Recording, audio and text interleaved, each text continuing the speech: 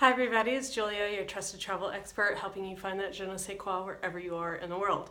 And this week I've been working on a lot of trips to the British Isles, and there's a huge topic that's kind of coming to a head, and I just wanted to address some of the things that you as a traveler from America going to the UK this spring might have to deal with, and that is of course Brexit. Now, first, I'm going to kind of give you a quick overview of what Brexit is, just in case you don't know what I'm talking about, what it means, and then how it might affect the average American traveler, which of course is totally different than how it would affect people that live in the British Isles. So what is Brexit? Well, there's obviously, or hopefully you know what the European Union is. The European Union is a economic organization of most of the countries in primarily Western Europe. And a lot of them are part of a monetary unit, which is the euro. Obviously the UK or Britain is not part of that. They still have the Great British Pound, not the euro. So Brexit was a vote that the British people took, I think 2 years ago, and they decided that they no longer wanted to be part of the European Union. Now the European Union, because they didn't have the euro, they have their pound still, you know, that just sort of meant that they wanted out, they wanted to negotiate their own trade rules, their own immigration rules. Really, it really stems a lot from immigration issues. And so they said, yep, we feel like we're paying too much, whatever their reasoning was. They decided that they didn't want to be a part of the European Union anymore. And so for the average American, you might think, well, what's the big deal? They're already an island. Who cares? And, you know, they already have the pound. Who cares? Well, the whole thing with the European Union is freedom of movement of goods and services. And so for goods, that obviously means a lot for economics. And that means everything from exporting British goods, but also importing a lot of European goods easily and quickly via the channel. So that's one big issue. Another big issue is the freedom of movement of people. You know, when you're transferring from London to Brussels or Amsterdam or Paris or anywhere in Europe, you don't really have to go through customs if you're, you know, if you're an EU citizen. So those are two of the big things. But the biggest complication, and what has proven to be the sticking point in all the different negotiations, actually ends up being Ireland. And so just to kind of review again, I've talked about this many times, the United Kingdom is 4 countries actually. It's England, Scotland, Wales, which everyone just calls England or Britain, but England, Scotland, and Wales, and Northern Ireland. Northern Ireland is that upper quarter, the northern quarter of the island of Ireland. So you have the Republic of Ireland, which has the euro and is part of the EU, but then you have Northern Ireland, which is just those 4 northeast counties on the island that are part of Great Britain. And so obviously they had lots of troubles back in the 80s with separatists, there's all kinds of issues. It's all historically basically those that feel that they are British and are loyal to the crown, and those that feel that they are Irish and not loyal to the crown. And one of the big issues was the hard border.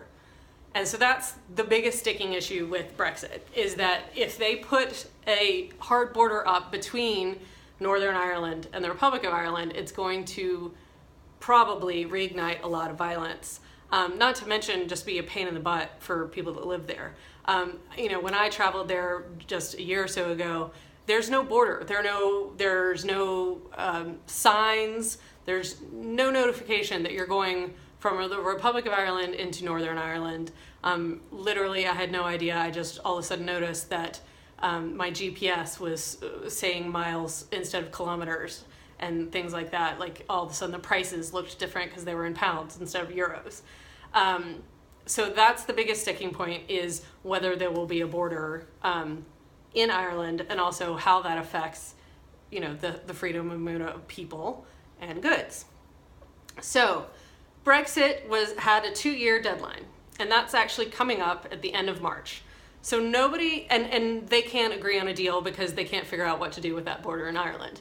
I think the EU and the committee and the British government had sort of worked out a compromise plan, but then the overall government voted it down recently. It's a big mess, but so the deadline is coming up the end of March. And so, there's basically part two is what can happen. They can either break up with no deal, which is basically the worst case scenario, because then, for trade and economy and everything like that, who knows what'll happen. I've heard rumors of some grocery stores, being, people stockpiling goods and things like that. I think that's panic, and I don't really think that that's going to happen, personally. Who knows? It could, but personally, I don't think that's going to happen because there's no infrastructure in place. And if you talk about the number of trucks that come in through the channel or come across, the amount of into ports, the containers that come into ports, days, 5-6 days long waits will happen with increased security, which they would have to do if they institute hard borders. So I feel like that's not going to happen. Some last minute deal will come up. The second thing is that a last minute deal will come up and they'll figure out a way to extricate themselves in some way. The third and probably least likely scenario is that all of a sudden the British government decides, okay, we're not breaking up. We're not Brexiting. From all I hear, that's really probably not going to happen, but that is an outside chance that could potentially happen, especially because the other wrinkle is that if the UK really does leave the EU, Scotland in particular really does not want to leave the EU, and so that would bring up a whole other slew of issues of Scotland wanting to really be independent. They're nominally independent from Britain right now, or from the UK, but they would really want to separate and be their own country, like Ireland or the Republic of Ireland. And that could be a whole nother issue. But so what does all this mean to you, the general American traveler who's thinking of visiting the UK this spring or summer? Probably not a whole lot is what I'm guessing. The economy, the British economy, which is one of the reasons why they think they can leave the EU, but the economy is so strong that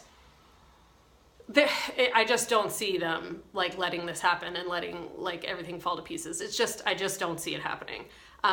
I can see increased annoyances if you are traversing any of the borders. If you're going from Southern Ireland to Northern Ireland, you may have to actually have a stop, or that might be slightly dicey. But again, they worked so hard ending those troubles in Ireland that I really think they're going to do everything they can to leave that border to be very open.